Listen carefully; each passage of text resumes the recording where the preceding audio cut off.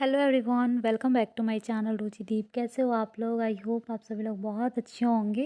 और ये जो ब्लॉग है मायके से ससुराल आने के दिन का ब्लॉग है। एक्चुअली कल ही मैं आई हूँ, तो इसमें मैं खुद से कुछ भी ब्लॉगिंग नहीं की, और जो भी ब्लॉगिंग की है वो सोना की है, मेरी दीदी की बेटी।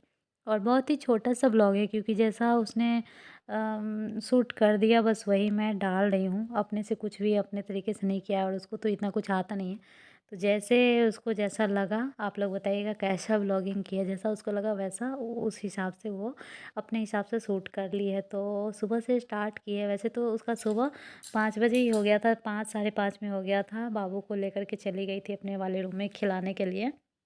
और उसके बाद मैं जब उठी थी 8 बजे, उसके बाद मतलब उन लोगों को लग रहा था कि कितना ज़्यादा टाइम एक्सपेंड कर लूँ, क्योंकि एक ही दिन के लिए तो आई थी, तो कितना ज़्यादा टाइम एक्सपेंड कर लूँ ऐसा कर रही थी। लेकिन मतलब कि कितना भी है तो जितना टाइम रहेगा 24 घंटे का, वो 36 घंटा तो ले नहीं आएगी। तो बस वही है। और उसी में मेरे साथ भी थी। मैं ये सब कपड़ा दिखाने के लिए बोले थे कि देखो कितना ढेर है, ये सब देखो कितना है। वही दिखा रही हूँ मैं कि ये सब कपड़े जा रही हूँ मैं फोल्ड करने। और वहाँ से जब आती हूँ ना, तो मेरा घर पूरा साफ़ सुथरा रहता है यहाँ पे मायके का। एकदम सब कुछ ठीक किया हुआ रहता है। लेकिन जिस दिन यहाँ से मैं ससुराल जाती हूँ, उस दिन मेरा पूरा उधरा-पुधरा घर रहता है। समझ में नहीं आता ऐसा क्यों हो जाता है। देखो 2-3 इसका रीज़न है। पहला तो ये है कि उस दिन सब लोग मेरे ही में लगे हुए रहते हैं। एक तो जाने के लिए कुछ बनाना है, कुछ ये करना है, वो करना है। मतलब जाने की तैयारी में ही सब लोग रहते हैं, घर को ठीक-ठाक करने में कोई नहीं। दूसरा क्या कि मैं जो आती हूँ, रहती हूँ, अभी तो 2 बच्चा हो गया, तो उस हिसाब से रहना, किसी का कपड़ा कहीं, किसी का कपड़ा कहीं, मेरा कपड़ा कहीं, तो वो सब फैला हुआ रहता है। अभी ठंड के मौसम में तो और भी ज़्यादा होता है।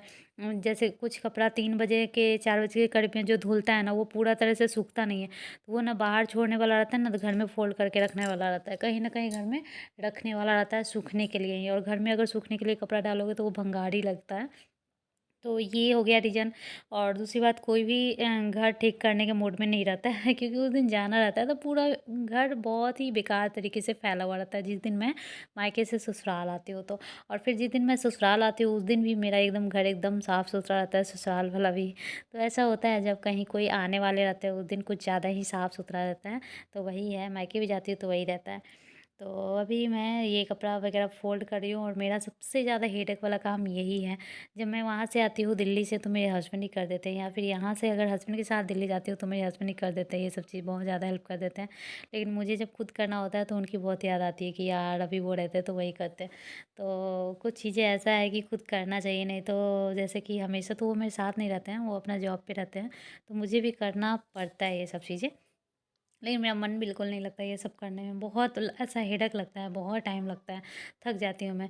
अभी तो क्या है ना कि बड़ा वाला ट्रॉली रेड वाला जो देख रहे हैं उसमें दोनों बच्चे का कपड़ा है, और जो ब्लू वाला जो ट्रॉली आप देख रहे हैं छोटा सा, वो मेरा ट्रॉली है, मतलब उसमें सिर्फ मेरा है। और मैं कुछ ज़्यादा ही कपड़ा लेकर आ गई थी, क्योंकि ये सीज़न ना पार्टी वार्टी वाला सीज़न होता है। तो मैं सोची थी कहीं किसी के शादी में जाना पड़ गया या कुछ ऐसा होता है, कभी कभार मैं आती हूँ तो। बट इस बार जो मैं आई हूँ इन 5 सालों में कभी ऐसा नहीं हुआ है।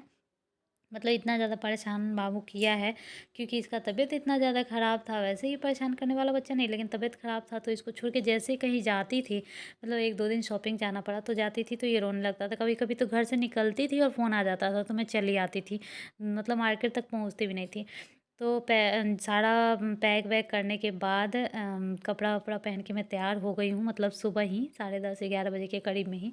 मैं सोच रही थी कि मतलब कुछ थोड़ा बाहर भी जाना था, तो एक बार में ही पहन लेती हूँ, क्योंकि एक ये भी काम रहता है कि तैयार हो तो मैं पहले से ही तैयार ही रहूँगी। तैयार मतलब कपड़ा पहन के ही रहूँगी तो सही रहेगा। तो मैं तैयार हो गई थी और एक आंटी आ गई थी, उन्हीं से बात हो रहा था उधर। मतलब हम लोग बात कर रहे थे। अब अगर घर में कोई आ जाते हैं तो उनको भी कैसे, मतलब ऐसे तो बोला ही किया था कि जा रही है, लेकिन वो भी रुक गई कि अच्छा देखते हैं। तो मतलब मेरी विदाई से जस्ट 2-3 मिनट पहले ही वो गई थी, उनको उनका मन लग रहा था तो वो रह गई थी, बाबू को देखने और मुझे देखने आई थी। वैसे एक बार और आ चुकी थी, तो उनको लगा कि अब मैं चले जाऊँगी क्योंकि खरमास आने वाला है, तो एक बार आके मिल लेते हैं ऐसा। और चूँकि ज़्यादातर मतलब 99% जो ब्लॉगिंग है वो सोना ही की थी, तो वो अपने हिसाब से खुद का भी ले रही है, जो बाबू के साथ खेल रही है। और ये जो है ना लाइट के अपोज़िट बैठी हुई है, जस्ट इसके सर के ऊपर लाइट है, तो इसका अंधेरा-अंधेरा सा आ रहा है। यहाँ पापा है, यहाँ मैं कुछ खा रही हूँ, अभी याद भी नहीं है क्या खा रही हूँ, शायद समोसा खा रही थी। और यहाँ मम्मी रखी हुई है खोइच देने के लिए जीरा, फूल वगैरह, फूल-दुबी ये सब रखते हैं, और पैसा वगैरह कुछ भी।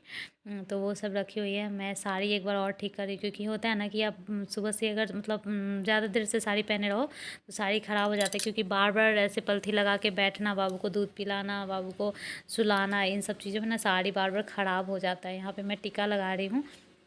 और सोना मुझे लगता है बहुत अच्छा व्लॉगिंग कर सकती है, क्योंकि मैं कुछ भी नहीं बोल रही थी लेने के लिए कि मैं ये कर रही हूँ तो ये लो।